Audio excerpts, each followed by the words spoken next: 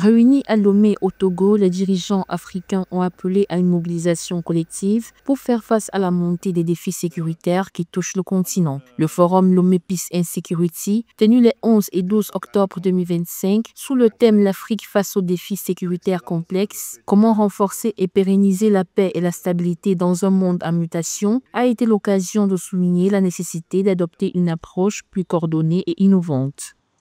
To create a security and peace, it requires your neighbors to be aligned with you. You have to have a diplomatic muscle that, or reach out to your regional and also international community. And also you have to have a lot of patience to reconcile differences within your community.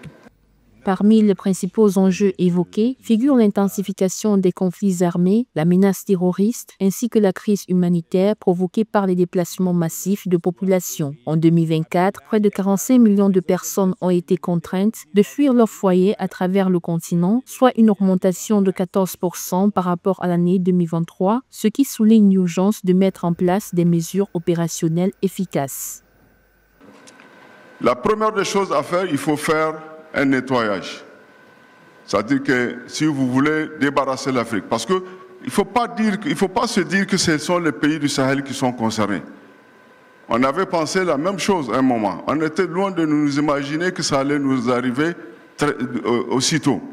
Face à une recrudescence des conflits et des crises sociopolitiques, l'Union africaine renforce ses actions pour préserver la stabilité du continent. Par le biais de son Conseil de paix et de sécurité, elle mène des opérations militaires et diplomatiques visant à prévenir et résoudre les conflits, comme en témoignent ses initiatives de médiation au Soudan et en Éthiopie en juillet 2024.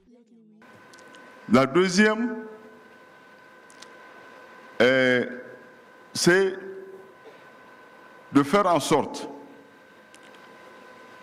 que les pays dans lesquels il y a des bases militaires, il faut les faire partie.